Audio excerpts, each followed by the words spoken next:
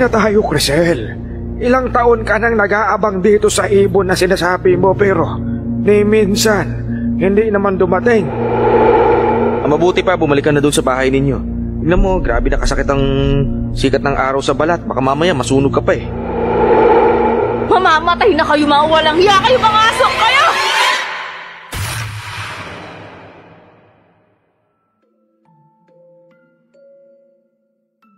Simula nang magkaisip tayo lahat ng mga magagandang alaala at masasama ay tumatatak iyon sa isip natin. Tandang-tanda ko pa noon, Miss Soledad, nung 8 taong gulang ako. Isa akong makulit na bata. At ang ugali ko ay tumatakas ng bahay namin. Hanggang sa hindi ko inaasahan na ang pagtakas ko palang yun ay muntik nang magdala sa akin sa kamatayan. Pero isang nilalang ang nagligtas sa akin mula sa pagkahulog ko sa bangin. Nilalang na hindi ko rin alam kung ano. Isang malaking ibon na noon ko lang din nakita. Magandang araw po sa inyo, Soledad, at sa lahat ng nakikinig. Nais ko pong balikan ang nangyari sa buhay ko noong 8 taong gulang pa ako noon hanggang sa nagdalaga ako. Ako nga po pala si Crisel at ito ang aking kwento.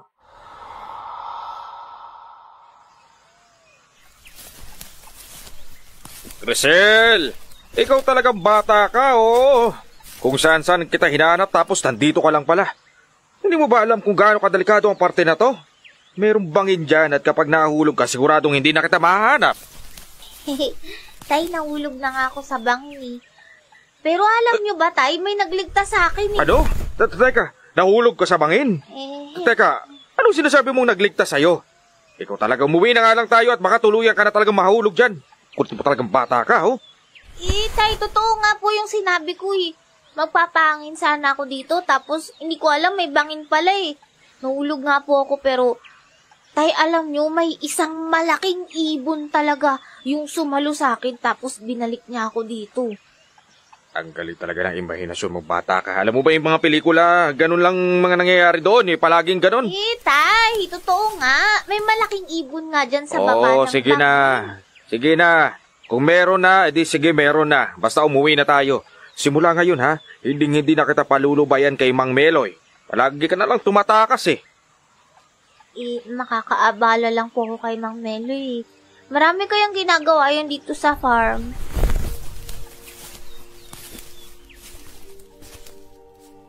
Hindi na umimik si tatay at binuhat ako pa uwi sa bahay. Nadatnan kong naroon si Mang Meloy at baka sa mukha ang pag-aalala sa akin. Saan ka ba kasi galing, Crisel? Bakit hindi mo man lang ako niyaya na gusto mo palang umikot dyan sa farm?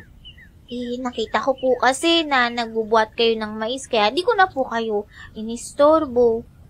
At saka, alam niyo po ba? May nakita akong malaking ibon dun. Tapos niligtas niya po ako. Ano? Malaking ibon? Saan ka naman yan ililigtas? Sinalo niya po ako nung mauhulog na ako sa bangin. Ay, hala ka, oh. Baka multo yun, o di kaya laman lupa. Sabi ko kasi sa'yo, huwag ka nang gumala-gala dyan na mag-isa. Mabuti na lang hindi ka kinain nung ibon na yon. Hindi po, mabait po yung ibon. Ay, nako. Nakita kong tumango si Mang Meloy sa akin. Halos araw-araw bumabalik ako doon kasama si Mang Meloy para makita ulit ang ibong yun. Pero lagi akong bigo. Hanggang sa ilang taon nang lumipas, hindi pa rin nagpapakita o nagpaparamdam ang malaking ibon na nagligtas sa buhay ko. Umuwi na tayo, Crisel. Ilang taon ka nang nag-aabang dito sa ibon na sinasabi mo pero ni minsan hindi naman dumating. Hindi ka na bata. Dalagang-dalaga ka na pero hanggang ngayon hindi pa rin nawawala sa utak mo yung nilalang na yon. Alam ko naman po magpapakita po sa akin ulit yun, Mang Meloy. Hindi talaga ako magsasawang bumalik dito sa bangin hanggat hindi nalitaw yung ibon na yun. Baka naman maisipan mo tumalo na lang dyan sa bangin na yan. Bigla ka na lang sa gipin ng malaking ibon na yon. Ito naman hindi naman ako nasisiraan ng ulo, no? Natatakot kaya ako sa mga matataas. Tsaka gusto ko lang ho talaga kasing pasalamatan yung malaking ibon na yun na nagligtas sa akin. Ikaw talaga, oo. Ay, tindi ng paniniwala mo na mayroon talagang malaking ibon. Alam mo ba na kapag nagkukwento ka dun sa ibang trabahador dito sa farm, nabubulong-bulungan sila. Iniisipatan nila na nasisiraan ka na ng bait. Ilang taon na rin na puro yung ibon na lang yan ang lumalabas sa bibig mo. Kasi nga ho, totoo po yun. Niligtas na talaga ako ng ibon. Paano kung sakaling makita mo yung ibon na yon? Makakasalan mo? Naku, kapag naging asawa mo yung ibon na yun, mangingitlog ka imbes na manganganak. At yung itlog mo, ilalaalaga ko yan para ulamin. Samahan talaga ng ugali nyo. Kalimutan mo na lang kasi ang ibon-ibon na nilalang na yan. Hindi na yung babalik. Kung totoo man ang kinikwento mo tungkol doon, di mas mabuti at nailigtas ka nun doon. Bihira na lang ang maniniwala sa ganyang kwento, Crisel. Bumuntong hininga na lang ako at tumahimik. Ngayon na naging malawak na ang kaalaman ko sa mga bagay-bagay, ay naguguluhan ako. Hindi ko sukat akalain na makakita ako ng isang nilalang na parang sa telebisyon ko lang din napapanood. Nang makauwi kami sa bahay, may nadatnan akong binatang lalaki na nakaupo sa sofa. Ngumiti ako sa kanya at kinausap ito. Hello po, ano pong kailangan nyo? Kasi may nakapagsabi sa akin na naghahanap raw kayo ng magsasaka. Na pwedeng tumulong sana dito sa farm ninyo. Papakasakali lang ako na baka pwede ako makapagtrabaho dito. Baka dun ho sa bandang koprahan, kulang daw po kasi ng tao si tatay dun eh. Ikaw pala yung kaisa-isang anak na may-ari dito ng farm, no? Oo, ako si Crisel. Ako naman si Kevin. Kevin pala. Okay. Kumain ka na ba? Kung hindi ka pa kumakain, pwede kang sumabay sa akin. Huwag na po. Grabe naman, nakakaya. Huwag ka na maya. Ganun talaga dahil bago ka pa lang dito, nahiya ka, masasanay ka din. Saka pag nasanay ka, parang wala lang din. Saka alam ko na papayag si tatay na magtrabaho ka dito. Maka namang mabait eh. Sana nga talaga dahil kailangan ko talaga ng trabaho. Kahit pambili lang ng pagkain ng sweldo ko sana okay lang eh.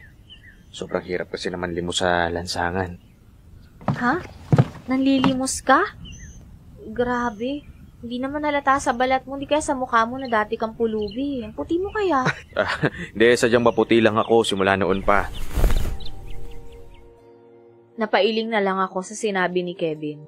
Simula ng araw na yon, naging malapit kami sa isa't isa. Tinanggap naman siya ni tatay sa farm.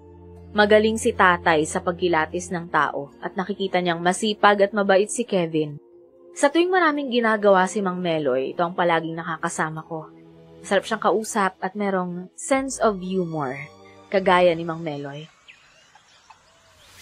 Tsaka nga pala Kevin, sa buong buhay mo, matanong ko lang, nakita ka na ba ng malaking ibon, as in malaki? Para bang kasing laki ng tao yung katawan niya, tapos sobrang kinis ng balahibo, tapos parang siyang merong gold na buhok sa bumbunan. Ano namang klaseng ibon yon? At saka bakit ka naman biglang nagtanong ng ganyan? Wala lang. Baka kasi may nakita ka eh. Wala namang ganong klaseng ibon, Crisel eh. Mabuti pa, bumalik ka na doon sa bahay ninyo. Tignan mo, grabe na kasakit ang sikat ng araw sa balat. Baka mamaya masunog ka pa eh.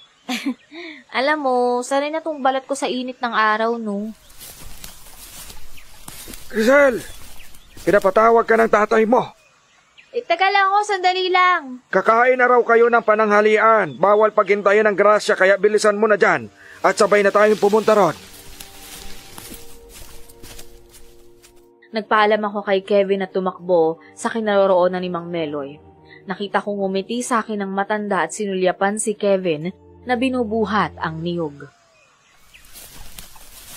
Ano kung ibig sabihin ng mangiti niyong yan? Napapansin ko lang ngaya ha. Palagi kang nandito sa farm simula nang dumating yan si Kevin. Hala? Umamin ka sa akin, papapag-ibig ka na no? No, grabe naman kayo. Hindi ho. Ay, nababalang biskit mo, nahiya ka sa akin no? Ay, kung sa bagay, gwapo naman tong batang to eh. Asong hala, hindi po ba ganong kakilala? Baka mamaya mahulog ka sa maling tao. Ay, talaga, Mang Meloy. Dami niyong alam. Kaibigan lang ko yung tingin ko dyan kay Kevin. Tara na nga, umuwi na nga ho tayo. Baka kasi sa pumapunta yung usapan natin. Ay, salamat. Akalimutan na niya yung malaking ibon dahil kay Kevin. Ay, naku, tigilan yun na nga ho ako sa panunukso ng ganyan. Ay, masyadong defensive. Halatang halata na sa kanya. Ay, nako. Ang sarap talaga sa pakiramdam ng kinikilig. Grabe naman talaga. Ay, nako. Kaya tagal ko na rin yung naranasan dati pa. Ay. Ang tandaan nyo na kaya tapos gusto nyo pa ulit makaramdam ng gano'n? Ay, siyempre, sa ngayon, mas matinig pa ang mga matatanda sa bata. Kaya yung sexy na anak ni Kap, naniwala ka sa akin. Maniwala ka sa kakayahan ko. Mapapasakamay ko yan. Natawa ako sa sinabi ni Mang Meloy. Ilang minutong nakalipas, nakarating kami sa bahay. Nabutan ko si tatay na nagtatalo sila ng isang babae. May kasama ring lalaki ang babaeng yon at halata sa kanilang galit na galit sila sa isa't isa. Hinila ko ni Mang Meloy para papasukin sa loob ng bahay pero hindi ako sumunod. Hindi ba ilang beses na ako tumawag sa'yo? Itong farm na to nakapangalan na sa akin kaya umalis na kayo ng anak mo dito. Imposible ang sinasabi mo. Hindi nga kita kilala eh. At paanong nakapangalan sa iyo ang lupain namin? Meron ako mga dokumento na nagpapatunay na ako ang nagmamay-ari ng farm na to. Lumang dokumento na ang hawak mo, Bobot. Huwag mong hintayin na mapilitan akong gumamit ng puwersa para mapaalis kayo dito. Sinusubukan mo ba akong sindakin? Hoy, babae ka! Kahit ano pang gawin mo, hindi mo maaangkin ang lupain ko. Umalis ka na hanggat hindi pa nagdidilim ang paningin ko sa'yo. Aba talagang matapang ka, no? Sige, tingnan natin kung saan ka dadalhin ang tapang mo. Nagulat ako nang bigla nitong sinampal kay tatay ang hawak niyang papel. Hindi ko inaasahan na bumagsak ang tatay ko, kaya dali-dali akong lumapit sa kanya at inalalayan siyang makatayo. Tay, ayos lang ba kayo? Oo, ayos lang ako, anak. Pauna ka na muna sa loob at ako na ang kakausap sa kanila. Bakit mo nanginginig yung katawan niyo? Masama ho yata yung pakiramdam niyo eh. Mabuti ho, pumasok na kayo sa loob. Sasamahan na lang ho kayo ni Mang Meloy. Ako na hong kakausap sa kanya, kumalma lang ho kayo. Anak, ako ang dapat na magresolba ng problemang ito. Tay, sige na. Huwag nang matigas yung ulo. Mang Meloy, pakidala nga si tatay sa loob. Sige. Inakay ni Mang Meloy si tatay papasok sa loob ng bahay. Hinarap ko naman ang malditang babaeng tinaasan pa ako ng kilay. Medyo natakot ako sa mataray niyang itsura pero mas pinili kong pakitaan siya ng tapang. Anong sinasabi niyo na sa inyo nakapangalan yung lupa namin? Alam niyo, hindi naman po yun bago sa pandinig ko eh. Noon pa man po marami na talagang interesadong makuha yung farm ni tatay. Sige, paniwalaan mo ang gusto mong paniwalaan. Hindi nakabayad ng buwis ang tatay mo sa loob ng 2 taon, kaya ako nagbayad sa munisipyo. Kung gusto mong malaman ang totoo, pumunta ka doon, magtanong ka. Anong hindi nakabayad ng buwis? Nananaginip po yata kayo eh. Diyan na ako kayo, stress lang talaga yung kuha ni tatay pag inaharap kayo eh. Kababastos kang bata ka. Manang-mana ka sa nanay mong palaban, kaya yan, nakarma, na aksidente. Ganyan talaga, mga parusa ng Diyos. Kamatayan. Baliw talaga kayo eh, no? Bakit pati Diyos dinadamay nyo? Sasagot pa sana ang babae pero inawat ito ng lalaking kasama niya. Mukhang asawa niya yon. Tumalikod ako at pumasok sa bahay. Laking gulat ko nang maabutan ko si tatay na walang malay na nakabulagta sa sahig. Sumigaw ako at takot na takot. Mang Meloy! Mang Meloy, tulungan niyo ako si tatay! Bakit? Ano nangyari sa tatay mo? Hindi ko alam eh. Lugar ko ano nangyari, tulungan niyo ako buhatin natin para makabangon siya. Dali. Ako na bahalang magbuhat sa kanya. Tumawag ka na ng doktor, bilisan mo! Kaagad naman akong sumunod sa inutos ni Mang Meloy. Nakarating nga ang doktor at nalaman naming na mild stroke si tatay. Iyak ako ng iyak. Mabuti na lang at nakapagsalita pa rin siya pero hindi na talaga ito makabangon. Tumahan ka na, Crisel. ayos naman na ang tatay mo. Ipagpasalamat na lang natin dahil hindi malala ang nangyari sa kanya. Yung iba nga na na-stroke, hindi nakapagsalita. At mas malala pa natatigok agad. Ano daw yung farm nito ngayong dinabase kaso ni tatay tauhan niya? Ikaw na ang mamahala doon. Alam ko na kaya mo yon. Lalo na nandito naman ako, hindi kita papapayaan. Hindi naman ako. Di ko alam kung paano mag-handle ng mga tao sa farm eh. Alam na naman na nila ang nangyari sa tatay mo. Siya nga pala. Nandyan si Kevin sa labas. Kanina ka pa hinahantay nun. Pinuntahan ko si Kevin at niyaya kong umikot-ikot dun sa farm para magpahangin. Isa si Kevin sa mga taong masasandalan ko dahil palagi itong nakikinig sa akin. At dapat talagang sisihin yung nakaaway ng tatay mo. Hindi naman siguro nagkakaganon yung sitwasyon ninyo kung hindi nila sinugod si tatay mo eh. Kaya nga naangkin pa nila yung lupa namin. For sure hindi yan papayag si tatay na makuha nila yun. Minana pa kasi ni nanay yung lupa na to sa mga magulang niya eh. Mahalaga para kay tatay yung lupa na to, lalong-lalo na sa akin. Di wag ninyong isuko. Naku, maraming tao ang umaasa dito sa farm. At maaring mawala ng pangkabuhayan ng iba kapag kinuha ng iba yung lupa na to. Alam mo bang may magandang alaala para sa akin ng bangin na to? Ito nga pala yung rason kung bakit ayoko rin makuha to ng iba eh. Ano bang meron sa bangin na to at palagi ka nang bumabalik-balik dito? Basta, hindi ko na pwedeng sabihin baka hindi ka rin naman maniwala gaya nila. Hindi na sumagot si Kevin. Makalipas ang 1 linggo, mas lalong naging malungkot ang farm namin. May nabalitaan kaming namatay na tumutulong sa amin sa farm, kaya pinuntahan ko. Lalaki iyon at nakatali ang liig nito sa bangin. Lubid ang gamit sa pagtali sa malaking kahoy. Maraming nagsasabi na baka nag-suicide ang lalaki, pero marami naman ang hindi sumang-ayon sa nangyari. Mang Meloy, anong problema? Ba't nagawa niyang magpakamatay ng ganyan? Alam mo, hindi talaga ako naniniwala na nagpatiwakal ang lalaki niyan eh. Tingnan mo, may sugat sa tiyan ang lalaki at may kagat ng ngipin sa leeg. Sinadya talaga na tinali siya dyan dahil para pagmukain na nagpakamatay ang lalaki niyan. Sa tingin niyo sinong gumawa ng bagay na yan sa kanya? Hindi ko rin alam. Nakiusap sa akin ang pamilya ng naiwan ng lalaki. Humihingi ng tulong kahit panglibing lang raw. Ano? Saan naman ako kukuha ng pera para itulong sa kanila? Si tatay nga, pinapagamot ko rin eh. Siguro dapat ko nang galawin yung savings ng farm. Sandali. Hindi kaya magalit ang tatay mo kapag ginawa mo yon? Kakausapin ko na lang ho. Maintindihan din naman niya yun eh. Simula ho nang na-stroke si tatay, parang nalulugi na rin kasi yung farm. Hindi na rin maganda yung ani natin dito. Tapos yung mga gulay, yan, mabilis na rin mabulok. Pagsubok lang yan, iya. At wag kang masyadong ma-stress dahil bata ka pa. Baka mamaya dumami ang kulubot mo sa mukha. Meron ng isa dito, oh. Grabe naman Meron kayo. naman akong kaunting ipon. Huwag ka mag-alala. Ipapahiram ko muna sa'yo para ibigay sa kanila. Talaga ho? Maraming salamat ho kung ganun. Pagkatapos ng mga nangyari, maraming tao ang pumunta sa bahay para sabihing isasarado na ang farm namin. Yung iba naman na nagtatrabaho sa amin, sumasang-ayon din sa kanila.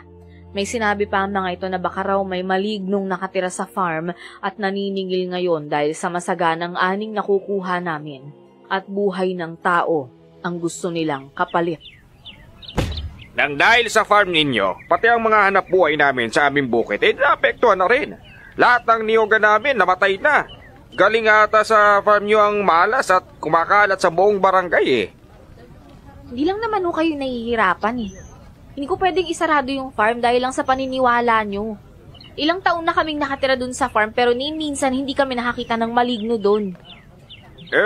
Hindi pa ba sapat ang nangyayaring to para lang maintindihan ninyo na walang magandang maidudulot ang farm ninyo? Alam ko naman ho eh kung bakit kayo nagkakaganyan. Hindi ba kayo yung kasama ng babaeng nakipag-away kay tatay no nung na-stroke siya? Gusto nyo ang siraan ng farm eh. Para malugi hanggang sa makuha nyo? Doon interesado talaga ang asawa ko na makuha yun. Pero ngayon hindi na. Alam nyo kayo may kasalanan kung bakit nagkasakit yung tatay ko eh.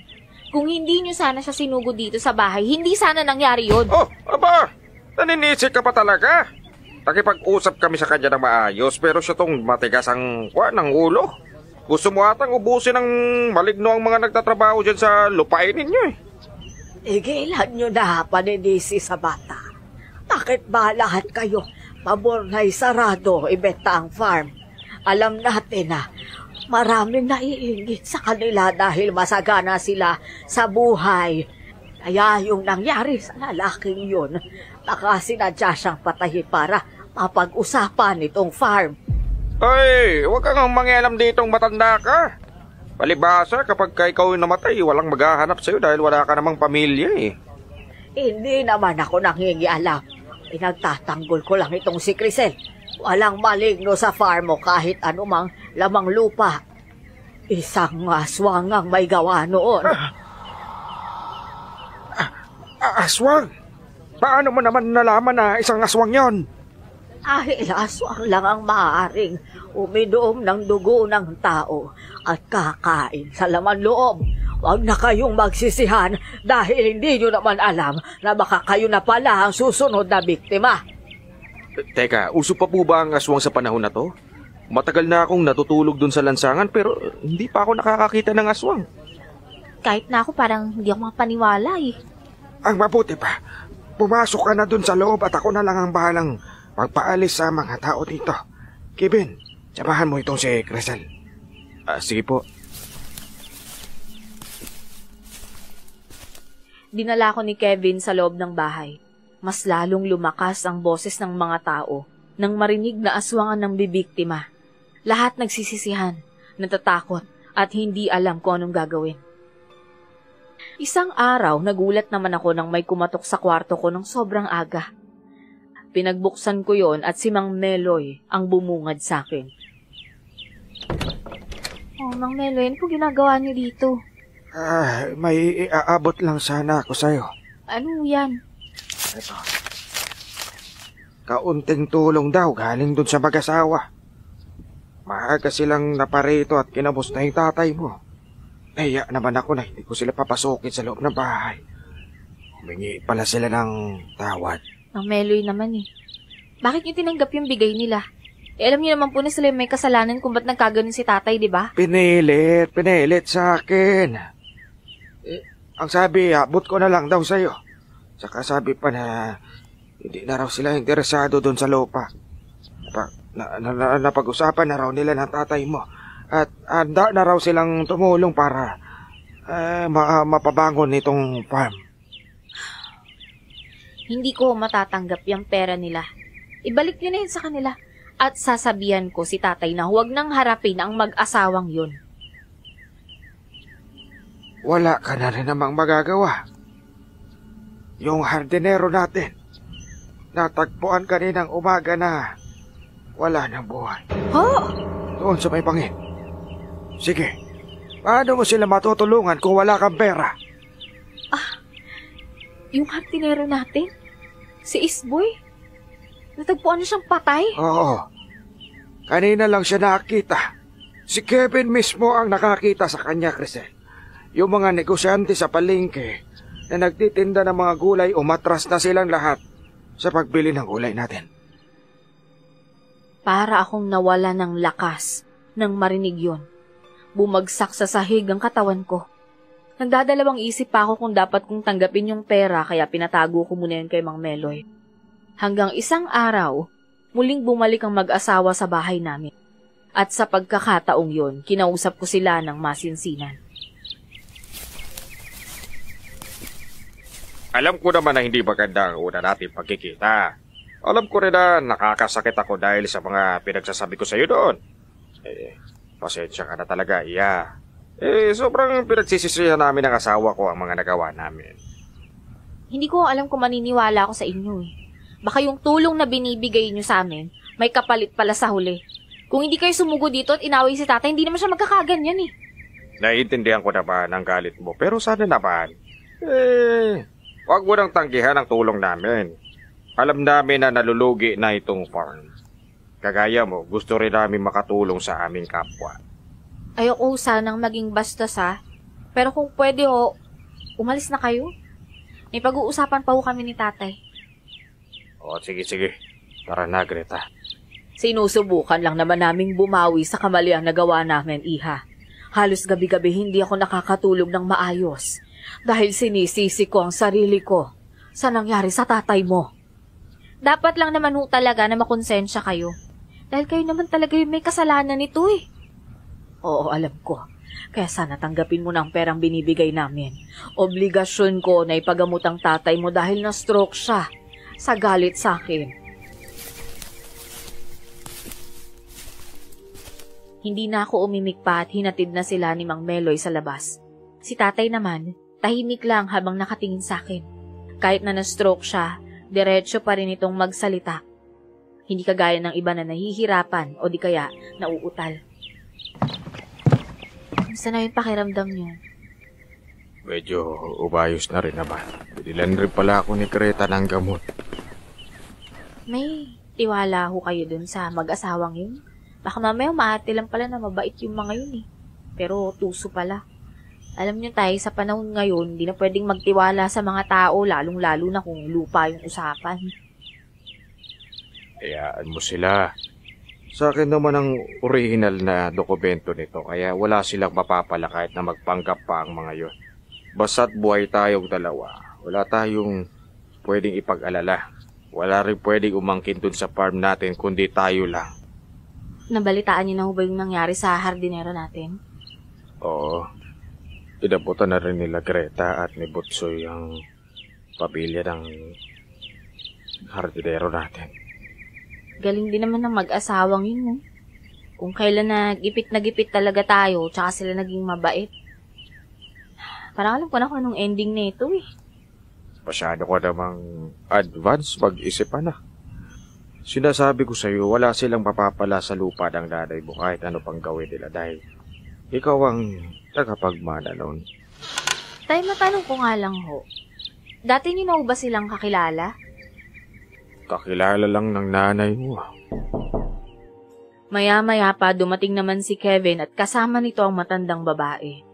May dala siyang prutas para sa amin ni tatay. Meron pa siyang tungkod dahil medyo nahihirapan na rin itong lumaka dahil sa katandaan.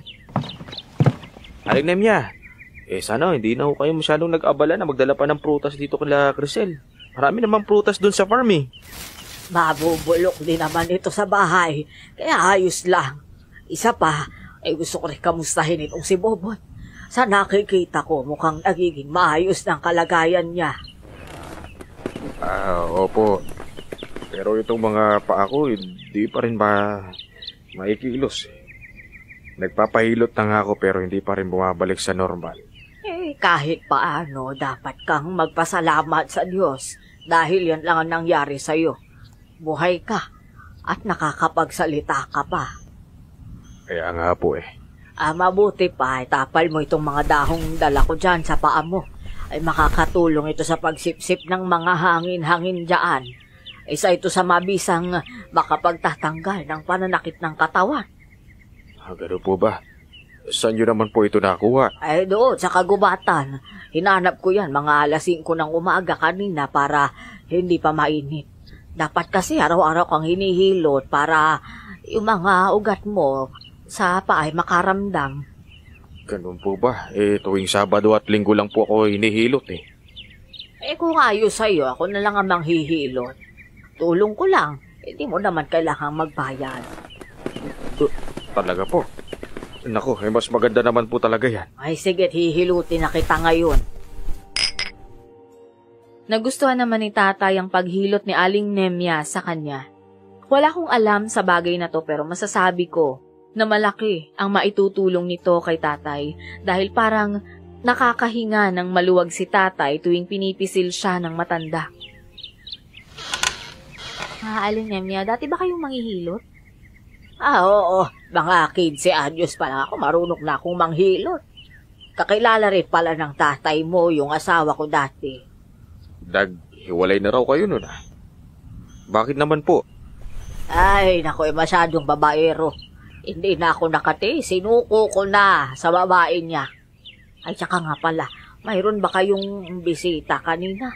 Nakita ko si Meloy sa labas, may kinakausap sa sasakyan. Oo. Yung mag-asawa na, si Butsoy at saka si Greta. Dumalaw dito sa akin. Balita ko nag-away na naman kayo noon. Oo, pero dati pa ho yun. Okay na pa ho kami. Habang nag-uusap ang matanda at si tatay, nakita ko si Kevin na umiikot sa koprahan namin. Sobrang nalulungkot ako nang makita kong nabubulok na ang ibang mga niyog dahil wala na ring bumibili. Kumalat na kasi ang chismis tungkol sa farm namin.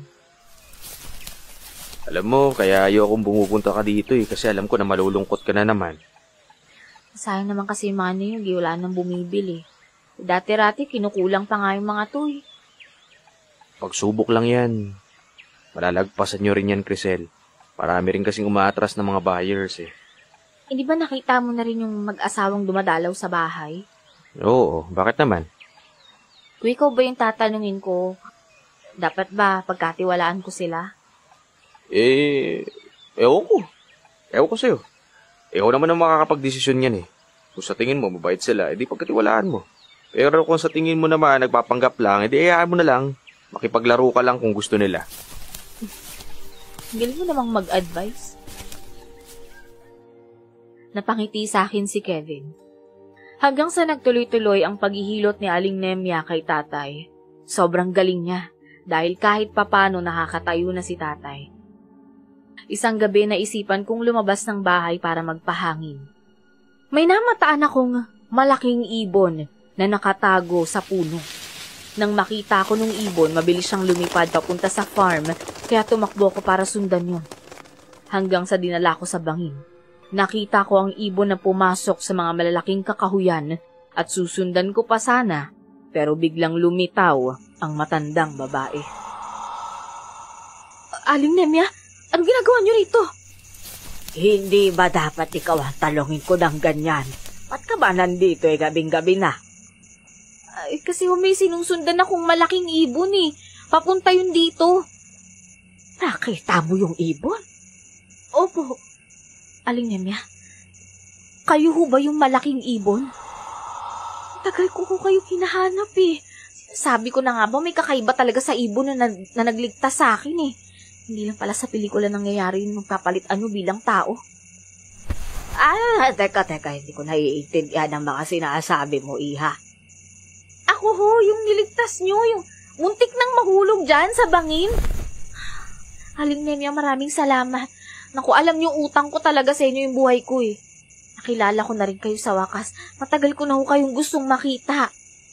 Teka lang. Ay, hindi ko akalain na ikaw pala yung nailigtas ko. Pero mong sasabihin kahit kanino yun ha. Baka matakot sila sa akin. Ililihim ko po yung totoong pagkatao niyo. Crisel, ikaw ba yan? Kevin, ba't ka nandito? Kasi si Mang Melo, hinahanap ka at nagpapatulong siya sa akin eh. Naku, bumalik ka na raw sa bahay niyo dahil gabi na. Sino kausap mo dyan sa likod ng kahoy? Baka rin ha, pati kahoy, kinakausap mo na ngayon. Sumenyas naman sa akin si Aling Nemya na hindi ko siya ituro, kaya napangiti ako. Huy, nasisiraan ka na ba ng ulo dahil sa mga problemang kinakarap ng farm ninyo? Uy, naku, hindi ah. Saka hindi ako nakikipag-usap sa puno, kumakanta nga ako eh. Saan kaya ng hangin dito sa kakahuyan? Umuwi ka na dahil baka mamaya mapano ka pa niyan eh. Nag-aalala na sila sa'yo kung saan-saan ka na naman daw nagsususuot. Malaki na ho ako, hindi na ho ako bata. Kayang-kaya ko na yung sarili ko. Ika na nga, umuwi na tayo sa bahay. Tara na nga. Alam mo ba na masaya ako ngayon dahil nakita ko yung nilalang na matagal ko nang gustong makita. Nilalang? Nakikipag-usap ka ba sa mga kapre dun sa kakahuyan? Uy! Ka naman. Lagot ka. Uy, hindi. Dapat talaga malaman ng tatay mo to na nasisiraan ka na ng bait eh. Basta sa susunod ko na lang sasabihin sa'yo. Nako. Kinabukasan, dumating na naman ang matandang babae sa bahay. Inasikaso ko talaga siya dahil itong nagligtas sa akin noon. Kahit sa simpleng paraan lang kung makabayad man lang ako ng utang na loob ko sa kanya. Aling Nenya, paano po ba kayo nagiging malaking ibon? May makarinig sa'yo. Wala ho, andun silang lahat sa kusina. Si tatay naman nasa kwarto niya, tsaka mamaya pa ho lalabas yun eh. Ito, iha. Nagiging ibon ako kapag may nangangailangan ng tulong ko. Meron kasi akong lihim na kapangyarihan. Ay, hindi ko alam kung tama bang sabihin ko ito sa'yo. Baka mamaya pagkalat mo at marami ang gustong makahuli sa akin. Hindi ko kayo pagkakalat. Hindi ko naman hahayaan na mapahamak kayo eh. Kayo ho yung nagligtas sa akin. Ay, na pala tatay mo. Ay, hilutin ko muna. Sige ho. Pagkatapos alalayan ni Mang Meloy si tatay, lumapit sa akin ng matandang lalaki. Binalita nito na kaya na raw ni tatay lumakad ng mag-isa, pero kaunting alalay pa. Pinuna naman niya sa akin ang pagiging malapit ko dun sa matandang babae. Matagal ko na talagang napapansin na mukhang may sikreto kayo ni Aling Nemya, ha? Pwede mo bang sabihin sa akin kung ano yun? Naku, hindi ho pwede. Sa susunod ko na lang sasabihin pag medyo handa ka na. Baka si atakihin kayo sa puso pag nalaman niyo eh. Ikaw talaga, marunong ka na magsikreto-sikreto, ha? Baka mamaya may gusto ka na rin kay Kevin tapos sinisikreto mong relasyon ninyong dalawa. Gulat na lang ako, buntes ka na. Ay, naku kayo talaga. Ang dami nyo na naman pong alam. Hindi ho mangyayari yun, no? Ang alin? Yung hindi ka mabubuntes o makakagusto dun sa lalaki na yon? Ano sa inyo? May pinadala na naman na pera yung mag-asawa para daw. Sila na lang ang bibili ng mga niyog sa kagulay natin. Ay, hindi talaga nahubusan ng pera yung mag-asawang yun eh. Gano'n ba kayaman yung mga yan? Alam ko naman na kinamumuhi at mga mag-asawa dahil sila ang may kasalanan kung bakit nagkakaganyan ang tatay mo. Pero, masama ang magtanim ng galit, ha? Ang sa akin lang, mukhang mabait naman ang mag-asawa eh. Yung marinig mong pagtatalo nila, baka nangyari lang yun dahil sa nagkainitan sila. Sige, kung gusto talaga nilang tumulong, edi tatanggapin natin. Pero wag lang talaga silang mag-expect ng kapalit. Wala nga raw. Mukha naman mamabait ang mga yon. Ilang linggo na rin silang sumusuporta sa gamot ng tatay mo dahil nagsasisi na nga yung ginawa nila doon dati. Hindi na ako nakasagot pa kay Mang Meloy. Isang araw lumapit sa akin si Kevin dahil meron daw siyang gustong sabihin. Niyaya niya pa ako na doon na lang kami mag-usap sa tabi ng bangin para walang makarinig sa amin. Alam ko na magtataka ka talaga kapag sinabi ko sa iyo to, pero ang gusto ko lang naman talaga, malayo ko sa kapahamakan. Alam mo, nakakatakot yung pinagsasabi mo. Ano bang ibig mong sabihin kasi? Napapansin ko kasi na masyado ka nagtitiwala dun sa matandang babae. Saka dun sa mag-asawa. Huwag kang magpapaniwala sa kanila. Malay mo mga masasamang tao sila at may balak sila sa'yo. Ha? Yung mag-asawa naniniwala naman talaga ako na masama ugali nun. Pero yung matanda, si Aling Nemya, may tiwala ako dun, mabait yun. Isang masama ang matandang yun. At nagpapanggap lang na mabait. Kagaya ng ginagawa ng mag-asawa sa inyo. Kunwari sila yung tumutulong para magmukhang simpatsya. Pero ang totoo, niloloko lang talaga nila kayo eh. Malaki ang utang na loob ko dun sa matanda. Alam ko talagang mabait siya. Sa akin ka makinig, Crisel. Hindi talaga sila mababait. Ayoko na maging biktima ka ng masasamang tao na nakapaligid sa'yo. Paano mo naman nasabi na masasamang tao sila? Nakilala mo na ba sila? O nakasama? Hindi naman, 'di ba? Siraan mo na sa akin lahat, wag lang si Aling Nemya. Malaki ang utang na loob ko sa matandang yun. Hindi ko naman sila sinisiraan. Sinasabi ko lang sa'yo kung ano ang nararamdaman ko, pero ayaw mo talagang maniwala eh. Okay, sige, hindi na lang kita pipilitin. Tsaka ngayon mo lang din naman nakilala yung matanda eh. Kaya paliwanag mo nga sa akin kung paano mo nasabing masama siya at nagpapanggap lang. Isang malalim na buntong hininga ang pinakawalan ni Kevin. Nagulat pa kaming pareho nang makita naming nandun pala ang matandang babae. O alaga, mayata kayong dalawa. May relasyon na ba kayo? Nakuwala ho, Aling Nemya. Ito kasing si Kevin, napapraning na yata to eh. May pinag-uusapan lang po kaming pribadong bagay. Ay, ganun ba? Nako, buti na lang at hindi ko narinig ang napag-usapan nyo. Kaya pala ako sumunod dito dahil gusto kong makausap si Kevin. Bala ko kasing bumili ng durian at ipapabuhat ko pa uwi. Sige po, kuha lang po ako ng durian. Ay, nako, napakabait na bata na rin. Kaya pala'y gustong-gusto siya ni Mang Meloy para sa'yo, Crisel. Si Mang Meloy talaga, sobrang mapagbiro. Ay, nako, biro lang ba talaga yun? Parang nagugustuhan mo na ang babaeng ito. Nagkatinginan lang kami ni Kevin matapos sabihin yon ni Aling Nemya. Nahiya naman ako kaya mas nauna akong umalis. Hanggang isang araw, nagpasama ako kay Kevin na pumunta sa munisipyo para ayusin ang papeles ng lupa namin. Gabi na nang makauwi kami at nagtataka ako nung makita ko si Mang Meloy na natatarantang tumatakbo. Teka lang. Anong nangyayari, Mang Meloy? Kasi ang tatay mo sumusuka ng dugo. Ano? Oo, nandun siya sa loob. Kasama ang mag-asawa, bilisan ninyo. Kevin, ikaw na muna bahala magbuhat ng mga binili ko, Tulungan mo na lang siya, Mang Meloy. Tumakbo ako papasok sa loob ng bahay at naabutan ko si tatay na hinahapo. Kalat na rin ang dugo sa sahig namin. Si Kuya Butchoy hinahaplos niya ang likuran ng tatay ko. Mabuti naman at nakarating ka na. Etong tatay mo bigla na lang sumuka ng dugo habang nag-uusap kami. Hindi rin naman makapagdesisyon si Mang Meloy kung dadali na ba siya sa ospital kasi wala ka pa rito. Paano ba si tatay? Umalis na kayo, ako na humbala sa kanya. Hindi kami pwedeng umalis hanggat hindi namin nakikita na maayos ang kalagayan ng tatay mo. Huwag mo naman kami ipagtabuyan ng asawa ko. Hindi naman po sa pinagtatabuyan ko kayo.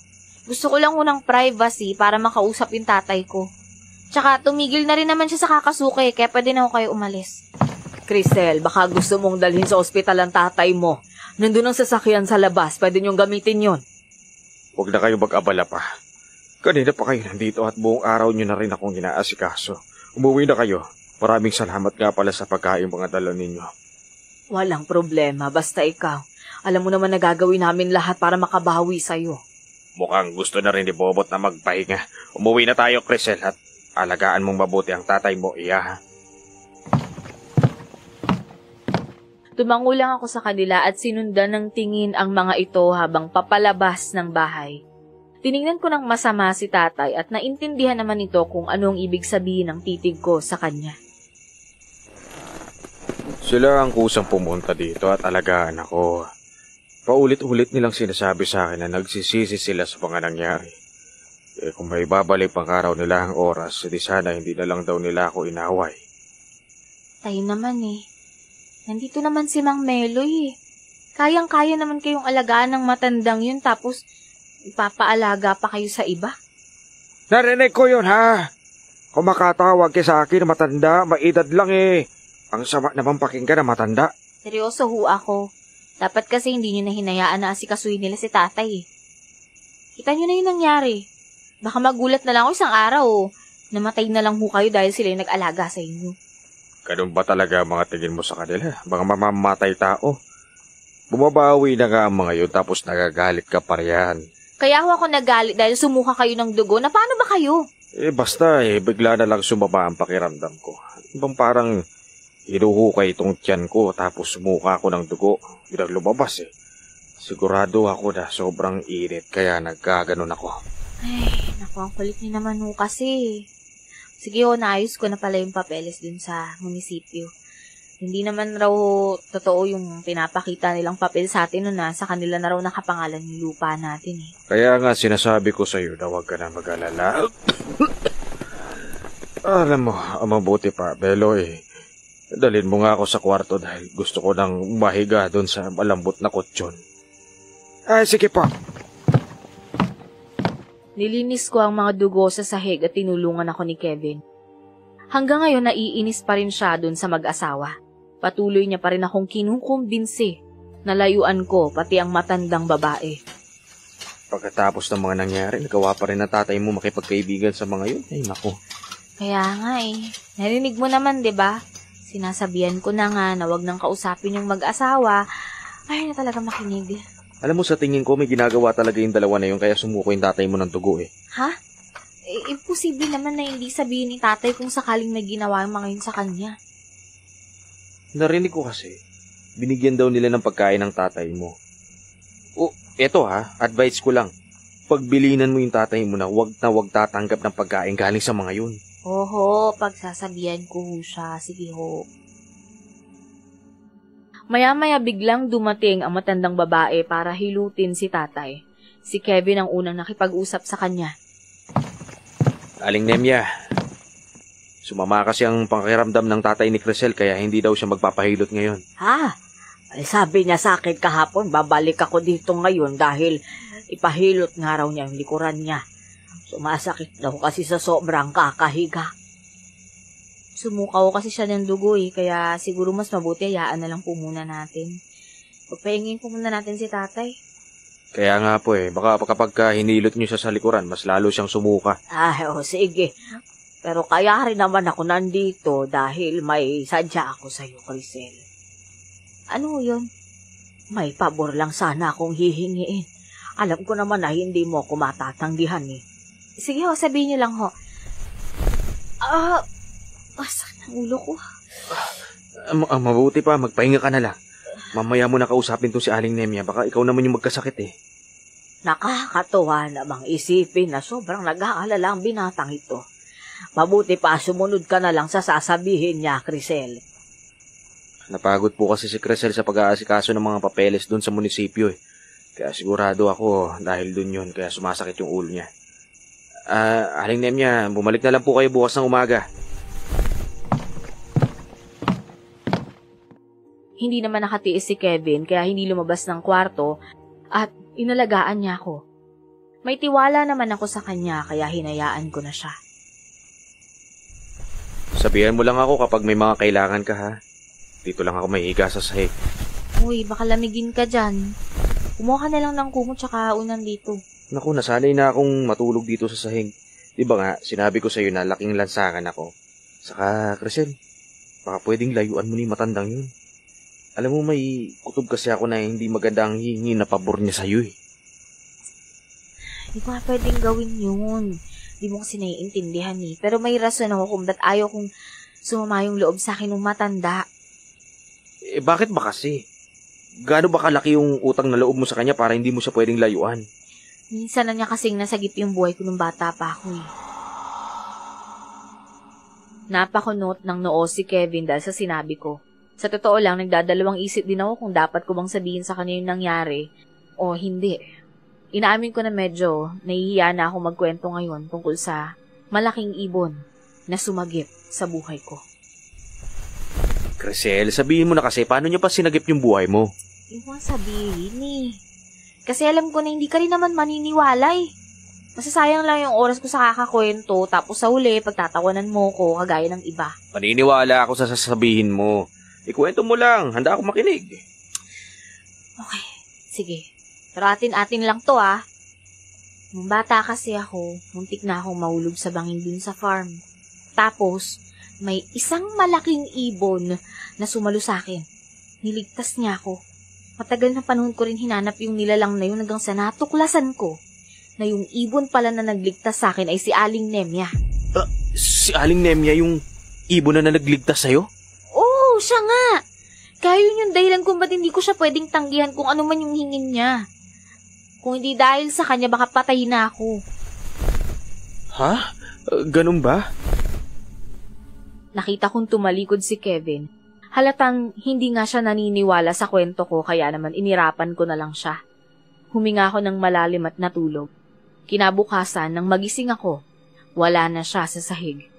Agad naman akong lumabas sa kwarto at hinanap siya. Si Mang Meloy naman ay nakasalubong ko at may bitbit itong kasirolang may ulam. Handa na ang pagkain kaya tumungo ka na dun sa lamesa. Mang Meloy, napansin niyo ba si Kevin? Umalis kasi siya sa kwarto hindi siya nagpaalam sa akin Doon natulog sa kwarto mo si Kevin kagabi? Halak ka. Baka sa susunod niyan lumaki na ang tiyan mo Ano ba kayo? Ang advance niyo naman nung mag-isip. Daig niyo pa yung machine Kaya ako siya natulog sa kwarto dahil masama ko yung pakiramdam ko. Hindi naman kami nagtabi. Sa sahig ko siya natulog. Ay, akala ko nakuan ka na, nabulsay ka na ng binatang yon eh. Tapatin mo na lang kasi ako. Kung may gusto ko sa binatang yon. Wala nga ho, wala ho. Sige ho, mamaya na lang ho kakain at hahanapin ko na lang siya. Pero meron din kasi kaming importanteng pag-uusapan eh. Hinanap ko si Kevin sa farm at hindi ko inasahan na makasalubong si Aling Nemya ng mga oras na yon. Ngumiti siya sa akin at hinila ko papunta sa gitna ng malalaking puno. Teka, Aling Nemya, hinahanap ko kasi si Kevin eh. Pwede bang mamaya na tayo mag-usap? Nasabi ko kasi sa kanya yung tungkol sa inyo eh. Natakot ako na baka ipagkalat niya yun. Oras na para maningil ako sa utang mo sa akin, Crisel. Ibigay mo sa akin ang titulo ng lupa nyo at umalis na kayo dito habang hindi pa namamatay ang tatay mo. Ano ho? Pati kayo? Pinag-iinteresan niyo yung lupa namin? Ayoko nang magpaligoy-ligoy. Masyado na akong napapagod magpanggap. Ang gusto ko lang ay isuko nyo ang farm ninyo sa akin. Alam ko na ikaw may hawak ng papeles na yon, kaya ibigay mo na sa akin. Ito ba yung sinasabi niyong kapalit? Sa lahat ng pagsagip niyo sa buhay ko? Ay, oo naman. Kahit anong gawin niyo, hinding-hindi ko isusuko yung lupa namin. Humingi ka na ng ibang bagay, wag lang yun. Hindi na siya sumagot at bigla niyang hinila ang buhok ko. Pinalo niya ako ng 3 beses ng kanyang tungkod sa tiyan kaya unti-unting nagdilim ang paningin ko. Hanggang nawalan ako ng malay. Nang magising ako, nakatali na ang kamay ko at paa sa silyang inuupuan ko. Napaiyak ako sa sobrang takot. Narinig kong may kausap ang matandang babae at nagulat ako nang makitang si Kevin yun. Nagtatalo sila. Hindi mo pwedeng patayin si Crisel. Hindi ako papayag na gawin mo yon. Mahalaga sa akin ang babaeng yan. Hindi mo nagawa ng maayos ang trabaho mo, Kevin. Hindi ba napag-usapan natin? Bago ka pumasok sa farm, nagkasundo tayo na kukunin mo ang loob ng babaeng yun. At unti-unti mo silang papatayin. Pero anong ginawa mo? Magpakasaya ka habang kasama ang babaeng yan. Alam nyo naman po sa umpisa pa lang hindi ako pabor sa gagawin ninyo. Pumayag lang ako dahil pinilit nyo ako. Nakilala ko ng gusto ang magtatay at hindi sila masasamang tao kagaya ng sinasabi nyo sa akin. Bakit? Sila ba ang pamilya mo para kampihan? Baka nalilimutan mo na sa oras na malaman ng babaeng yan na tinrider mo siya at kung ano ang dahilan ng pag-apply mo ng trabaho ay kakamuhian ka niya. Magpapaliwanag ako. Sigurado ako maiintindihan niya ako. Hangal ka!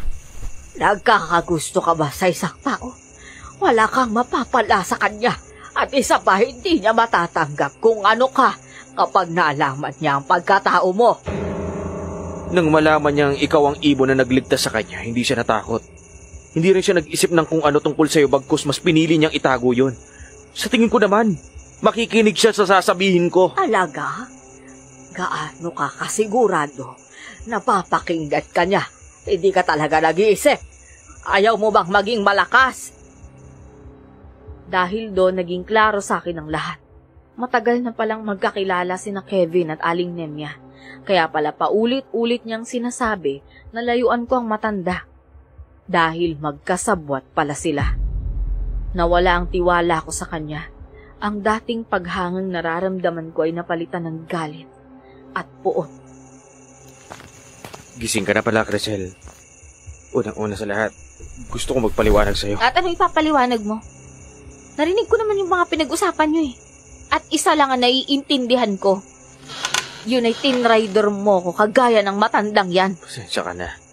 Gusto ko naman talagang sabihin sa iyo yung totoo pero natatakot ako na baka lumayo ka sa akin eh.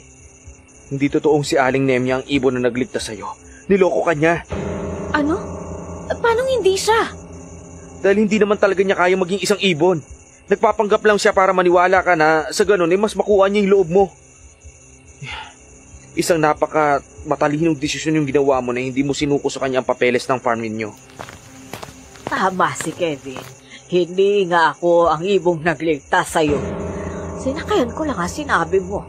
At kapag dumating pa ulit ang ibon, para iligtas ka, papatayin ko na siya. Tumahimik ka. Hindi mo magagawa yon. Magagawa ko yon kapag humadlang ang ibon na yon sa plano ko. Alam ko naman na ikaw ang kahinaan ni Bobot. At tsak na ibibigay na sa akin ng papeles kapag sinabi kong hawak kita. Napakasakit mo talaga. Bakit ba gusto niyong maangkin yung lupa namin? Pangkabuhayan namin yun. Simula nun pa kaya hindi madali sa amin na isuko yun. Isusuko yun ng tatay mo. At saka nga pala, yung pagsuka ng tatay mo ako ang may gawa nun. Akala niya hinihilot ko siya para gumaling. Pero ang totoo, pinapatay ko siya ng dahan-dahan. Ikaw, Kevin, umalis ka na. At ipaalam mo sa tatay niya na hawak ko ang anak niya. Kung gusto niyang makauwi si Crisel, ibibigay niya ang gusto ko. Hindi nakaimik si Kevin at sinunod ang utos ng matanda. Nasaktan ako ng sobra sa kakaisip na naging sunod-sunuran si Kevin sa masamang tao. Hanggang nagulat na lang ako na biglang pumasok ang isang malaking ibon. Sinugod nito si Aling Nemya. Alam ko na hindi inasahan ng matanda yun kaya natumba ito sa lupa. Dumapa ang ibon sa harapan ko, kaya sumakay ako sa likuran nito. Biglang nagsalita naman si Aling Nemya at tinutukoy nito ay ang ibon. Sinabihan na kita, tawag kang mangyalam, pero sinuway mo ako. Dinala ko ng ibon sa maliit na kubo. Sobrang saya ko dahil naligtas na naman ako sa kapahamakan. Biglang umilaw ang katawan ng ibon kaya napatakip ako. At laking gulat ko nang ang ibon pala ay si Kevin. Kevin? Ikaw yung ibon? Oo, ako nga. Taka, paano? Paano mo nagagawang maging isang ibon? May kapangyarihan ka ba? Ano? Hindi ko makakalimutan ang batang niligtas ko noon sa bangay. Dahil kwento ko sa mga magulang ko at tungkol sa batang yon, kaya naman mahigpit akong pinagbawalan ng mga ito na lumabas dahil baka raw may makakita sa akin. Ako yung batang niligtas mo? Uli ko na nang nalaman na ikaw pala yon. Nung binanggit mo sa akin yung ibon na nagligtas sa'yo, doon ko palang napagtanto na ikaw pala talaga yung bata. Ilang taon na nila akong kinulong sa bahay kaya ang sabi ko, kapag nakalabas ako dito, uunahin ko talagang hanapin ng batang nailigtas ko sa kamatayan. Pero, bakit ka nagiging ibon? Ayaw ko nang itago sa iyong pagkatao ko. May lahi akong aswang. Ang lola ko ay aswang at ganun din yung mga magulang ko. Kayo rin ba yung pumapatay sa farm? May kinalaman ka ba doon? Hindi ko alam kung sino ang pumapatay na aswang sa farm. Ni isang beses hindi pa ako pumapatay ng tao o kumakain. Huwag ka matakot sa akin, hindi kita sasaktan. Paano ako makasiguro na hindi mo ko sasaktan? Isa yun na nga mismo nang galing na aswang kay. Tsaka paano kayo nagkakilala ni Aling Nemya? Malalaman mo rin ang lahat. Sa ngayon, ang gusto ko lang gawin mo, mag-ingat ka. Huwag kang mag-alala, poprotektahan kita sa kanila. Hindi kanila titigilan hanggat hindi ninyo sinusuko ang lupa sa kanila. Pero silang gustong ipahukay doon. Ipahukay? Sa pagkakaalam ko, wala namang ginto na nakabaon sa lupa namin. Masigit pa sa ginto ang gusto nilang makuha. Maya-maya pa narinig ko na may malakas na pagaspas mula sa labas ng kubo. Alam ko na hindi lang iisa ang aswang na nandun sa labas. Isang boses ng babae ang tumawag sa pangalan ni Kevin. Dito ka lang sa loob. Kahit anong mangyari, wag kang lalabas. Ako nangaharap sa kanila. Teka lang, natatakot ako. Sama na lang ako sa'yo. Mas matakot ka kapag lumabas ka dito sa loob ng kubo. Basta, bumalik ka kagad ah. Kakausapin ko lang sila. Gusto kita, Crisel. Kaya hindi ko hahayaan na dumampi ang mga kamay nila sa'yo. Hindi na ako nakaimik at lumabas nga si Kevin. Dahan-dahan akong lumapit sa dingding at nakita ko si Greta at Butchoy na mayroong mga pakpak. Si Aling Nemya ay ganun din. Lahat pala sila magkakasabwat para lokohin kami ni tatay para mahulog sa patibong. Anong ginagawa mo sa lola mo? Bakit mo siya sinaktan para sa babaeng yon? Hindi ko naman hahayaan na patayin niya si Crisel. Siyang babaeng matagal ko nang hinahanap kaya ayoko nang mawala siya sa akin. Wala ka talagang kwentang anak. Imbes na tulungan mo kaming makuha ang lupay nila, ikaw pa mismo ang magpapahamak sa amin. Maraming babae sa angka natin ang nararapat para sa'yo. Mas malakas sila. Sila ang nababagay na pakasalan mo at hindi isang normal na tao. Buo na ang pasya ko. Hindi ako papayag na galawin niyo si Crisel. Lalabanan mo ba kami kung sakaling pilitin naming patayin ang babaeng yon? Oo. Mas pipiliin kong kampiyan siya. Ano kaya ang sasabihin ni Crisel kapag malaman niyang hindi namatay ang nanay niya sa aksidente, kundi namatay sa kamay ng mga kalahi natin? Hindi naman akong pumatay sa nanay niya. Hindi nga ikaw, pero kami na mga magulang mo ang nakapatay sa nanay niya. Sunod-sunod na pumatak ang luha ko. Sobrang sakit. Sobrang sakit na malaman ang mga sinabi nila. Lalo pa nang mabanggit nila si nanay na inakala naming namatay sa aksidente. Wala namang nakakapagpatunay na nandun nga nakalibing ang sinaunang bato ng mga aswang sa lupain nila, Crisel! Doon inilibing ng nanay niya ang sinaunang bato. Isa lang sa atin ang pwedeng makakuha nun at ako ang nararapat. Gusto kong mabuhay ng walang hanggan, kaya kung makikialam ka, kahit apo kita, papatayin kita. Handa rin akong mamatay para lang maprotektahan ko si Crisel! Dumarami na ang aswang na nakapaligid sa amin. Natatanong ko yon mula sa maliit na butas sa dingding ng kubo. Lahat sila nasa likuran ng kani-kanilang mga itinuturing na reyna at hari. Marami rin ang kampo ni Aling Nemya at ganun din ang mag-asawang mga magulang pala ni Kevin. Isuko mo na ang babae para matapos na to! Ang babae lang ang gusto namin. Tayo magkapamilya, kaya dapat tayo magtulungan. Sa akin mo isuko ang babae dahil ako nagpalaki sa'yo, Kevin. Kahit ni isa sa inyo wala akong susukuan sa kanya. Mabait sila sa akin habang nasa farm ako. Alam ko rin na kayong mga magulang ko ang pumapatay sa farm para lang siraan sila. Kung talagang matigas ka, dito na mapuputol ang ugnayan natin bilang anak at magulang. Inutusan ni Greta ang mga kampon niya na sugurin si Kevin. Nagpalit anyo si Kevin bilang isang malaking ibon. Ang ibang kampo ng mga ito ay sinusubukan pang pasukin ako sa loob, pero lahat sila binalibag lang ni Kevin. Sobrang bilis at lakas niyang kumilos. Gamit ang matulis niyang mga kuko, tuka at pakpak, nagawa niyang patayin ang mga mahihinang aswang. Kitang-kita ko na handang isakripisyo ni Kevin ang sarili niya. Tumindig ang mga balahibo ko nang makitang ginamit ni Aling Nemya ang buhok niya para hulihin ang ibon. At ibagsak iyon sa lupa. Kagad akong lumabas sa kubo at sumigaw. Kevin! Kevin! Lalabas ka rin palang babae ka. Hinintay mo pang mapahabak ang anak ko! Ako naman ang kailangan niyo, di ba? Kung ganun, handa akong sumama sa inyo. Kakausapin ko si tatay na ibigay niya ang gusto niyo. Huwag niyo lang saktan si Kevin. Madali lang naman kaming kausap. Ang gusto lang naman namin ay makuha ang itim na bato na nakalibing sa gitna ng farm ninyo. Matutuos muna tayo. Kung sinong mabubuhay, ay sa kanya isusuko ang lupa. Muli silang nagtuos. At masasabi kong pare-pareho silang malalakas. Halos mamamatay na ako sa sobrang takot sa mga itsura nila. Hindi ko naman inasahan na makakakita ko ng mga aswang sa buhay ko. Hindi kaaya-aya ang kanilang mga mukha. Nilapitan ko naman si Kevin na ngayon ay bumalik na sa pagiging tao.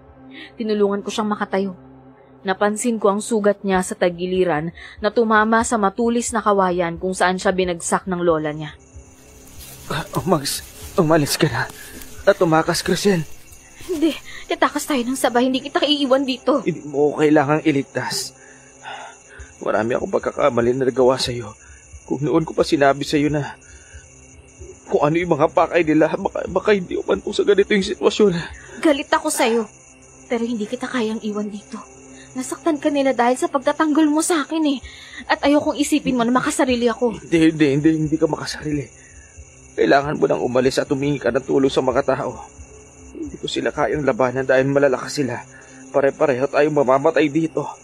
Kahit ibigay mo pa sa kanila ang huling hiling nila, hindi pa rin kayo mabubuhay ng tatay mo. Kevin, sabay tayong tatakas dito. Hindi na. Iligtas mo ang sarili mo. Bilisan mo. Nawalan ako ng choice ng mga oras na yon, kundi sundin siya. Inaalala ko rin si tatay sa bahay na alam kong nag-aalala. Bago ko iwan si Kevin, nangako ako na babalikan ko siya. Hanggang sa mabilis akong tumakbong palayo. Isang nilalang na naman ang biglang lumitaw sa harap ko. May sungay siya, mapupula ang mga mata at may mahahabang kuko at pangil. Mabilis siyang sumugod. Para saktan ako pero bigla ko na lang narinig ang malakas na pag-ungol niya. Asin at bawang lang ang katapat mo, aswang! Mang Meloy, mabuti ho dumating kayo. Paano niyo nalaman kung nasan ako? Pabayaan na tayo mag-usap. Oh, ito, asin at bawang. Isang bagbak ang dala ko nito para makaalis tayo dito ng buhay. Mang Meloy, si Kevin, kailangan nating iligtas siya. Hindi. Isa rin siya sa aswang kaya hindi natin siya tutulungan. Magkakakampi ang mga yan eh. Nagkakamali ho kayo. Iba si Kevin, mabait siya. Kaya buhay pa ako hanggang ngayon dahil sa kanya. Ano? Oo, siya ho yung tumulong sa akin para mabuhay. Kaya makinig kayo sa akin. May dala kayong panlaban sa mga aswang, di ba? Kaya tutulungan natin siyang makaalis dito. Yan na ulit ang mga demonyong aswang. Sabuyan natin, asin! Naging aktibo naman ako sa pagbantay sa paligid. Muli naming sinabuyan ng asin at bawang ang aswang na may sungay at nanghina rin naman ito. Nang makita ni Mang Meloy na napaluhod ang aswang, dahil sa mga tama ng asin at bawang, sinugod yun ng matanda at tinarakan ng kutsilyo ang bumbunan nito. Namatay naman ang aswang. Halika na! Halina kayo! Balikan na ho natin si Kevin! Hindi ganun kadali. Marami pang aswang ang sumusugod sa atin eh. Humanda ka, Mang Meloy. Kailangan natin na matalo sila para makauwi tayo. Sige, nakahanda na ako, Crisel. Isa-isang sumugod sa amin ng aswang kaya wala kaming nagawa. Sinabuyan namin sila ng asin. Yung iba, natatamaan ng asin at nalulusaw. Pero ang isang aswang naman ay hindi ko napansin na nasa likuran pala ni Mang Meloy. Sinalakay nito ang matanda at galit na kinagat ang leeg nito. Sinabuyan ko yun ng asin kaya hindi gaanong dumiin ang ngipin niya sa leeg ni Mang Meloy. Nakita kong dumugo ang leeg niya. Mang Meloy, kaya niyo pa ba? Maliit na sugat lang ito eh. Kayang-kaya ko to. Baka umaubusan kayo ng dugo. Huwag mo akong alalahanin. Ubus na ang kanilang kampot kaya ang mga malalakas na aswang na lang ang natitira. Kaya ko pang lubaban para lang mapatay sila. Sigurado ako na naglalaban sina Kevin ngayon at ang mga kamag-anak niya. Halika na. Puntahan natin si Kevin. Inalalayan ko si Mang Meloy papunta sa kubo. Natakot naman ako nang makitang wala si Kevin doon. Hanggang sa isang malakas na pagbagsak ang narinig ko at nang tingnan ko, 2 aswang na ang naglalaban. 2 babaeng aswang ang naglalaban. Hanapin na natin si Kevin. Baka nandun siya sa loob ng kubo. Huwag kang pumasok. Ang mabuti pa, magtago ka na lang dito. Ako na ang bahalang haharap kung sino man ang matitirang aswang na buhay. Hindi niyo sila kakayaning mag-isa. Kaya ko yan! Sa tuwing naaalala ko ang ginawa ng mga aswang na yan sa asawa kong buntis noon, mas lalo ko lang silang gustong patayin. Sila ang dahilan kung bakit maagang namatay ang asawa ko eh. Nabuhay ako sa galit. At hinanap kung saan ang mga lungga ng mga aswang na yan na pumatay sa kanila. Ayun pala, matagal ko na rin pala silang nakakasalamuha. Anong ibig niyo sabihin? Nakasisigurado ako na si Aling Nemya ang pumatay sa asawa ko. Naalala ko pa noon, siya lang ang huling nakausap ng asawa ko bago siya sinalakay ng aswang. Narinig kong umungol si Kevin mula sa loob ng kubo. Nagkatinginan kami ni Mang Meloy. Buo na ang desisyon ko na iligtas si Kevin. Pumasok ka na ron sa kubo at iligtas mo na yan si Kevin. Ako nang bahalang magdidistract sa mga aswang dito sa labas. Maraming salamat ho. Tumakbo ko pabalik sa loob ng kubo at napansin ko na nakuha ko ang atensyon ng 2 aswang. Akma silang susugod sa akin. Pero hinarap naman ni Mang Meloy ang mga ito. Pagkabukas ko sa kubo, nandun si Kevin at nakatali sa haligi. Bakit ka bumalik? Umalis ka na! Huwag kang mag-alala, hindi lang tayong 2 ang makikipaglaban sa aswang. Kinalagan ko siya at agad na kaming tumakas. Ang 2 aswang naman ay pinagtutulungan si Mang Meloy. Pinahiga ko si Kevin sa damuhan para balikan ang matandang lalaki. Dito ka lang ha. Tutulungan ko lang si Mang Meloy. Akin yung kamay mo. Ito yung asin siya kabawa. Mamamatay ako dyan. Sorry. Nakalimutan ko. Aswang ka nga pala. Sorry, natalata ako. Isang masamang tingin ang pinukol sa akin ni Kevin kaya umalis na ako sa harapan niya. Tinulungan ko si Mang Meloy na harapin ang mga aswang. Nang makita kong pareho na nilang nasasakal ang matandang lalaki, dumukot ako ng asin at bawang para isabo yun sa kanila. Hindi ko sila tinigilan hanggang tuluyan itong nanghina. Sige, Crisel! Huwag mong tigilan! Isaboy mo lahat ng asin at bawang na binigay ko sa'yo! Oho! Ito para sa inyo! Mamamatay na kayo, mga walang hiya kayo, mga aswang kayo! Yan! Ako naman! Kaagad na binunot ni Mang Meloy ang kanyang punyal at sunod-sunod na tinarakan ng dibdib ng mga aswang. Buong akala namin namatay na sila, pero sumubok pa silang tumakas. Hinabol namin sila at naabutan pa rin namin dahil may mga sugat ang mga ito. Kaagad naming binalikan si Kevin matapos na mapatay ang dalawang aswang na babae. Umuwi kami sa bahay at ginamot ang mga sugat nila. Doon lang pinaliwanag ni Mang Meloy sa akin kung paano niya natuklasan ang totoong pagkatao ng mag-asawa at ng matanda. Noon pa lang nagdododa na ako sa kanila pero hindi ko talaga sinabi yun eh. Alam ko rin na may kinalaman yung mga yun kaya sumuka ang tatay mo ng tugo. Inamin din sa akin ni Aling Nemya na may ginawa nga siya kay tatay. Kaya ikaw, Crisel, simula ngayon ha, huwag ka nang basta-basta magtitiwala kahit kanino. Kapag gumaling na ako, lalayo na lang ako sa'yo para hindi ka na mapahamak. Maaaring hanapin pa ako ng ibang kamag-anak ko para lang patayin ka dahil sa ginawa kong pagtatraidor sa pamilya ko. Hindi mo kailangang umalis, Kevin. Kailangan kita para maprotektahan mo ko sa lahat ng bagay. Kahit aswang ka, alam kong hindi ka tulad nila. Oo, inaamin ko na nagalit ako sa'yo pero pinakita mo naman sa akin na nagsisi ka eh. Ang mabuti pa mag-usap na muna kayo nito ni Kevin. Alis na ako ay magagawin pa ako. Iniwang kami ni Mang Meloy. Kaya nakapag-usap kami ni Kevin ng maayos. Nanatili si Kevin sa farm namin. Mas lalo namang gumaan ang loob ni tatay sa kanya dahil sinabi ko na siya ang nagligtas sa akin. Hindi ko tinuring na iba si Kevin kahit may lahi siyang aswang. Sa ngayon nagkatuluyan nga kami. Meron na kaming 3 anak at puro rin mga lalaki. Marami rin kaming mga alagang hayop. At para iyon kay Kevin. Kumakain kasi siya ng lamang loob ng hayop sa tuwing sumasapit ang kabilugan ng buwan. Alam ko na napaka-imposibleng umibig ang tao sa isang aswang pero ako ang nagpapatunay na hindi mahalaga kung ano ang pinanggalingan ng isang tao kung mahal mo ito. Hanggang dito na lang po ang kwento ko, Soledad. Maraming salamat at more power sa inyong channel.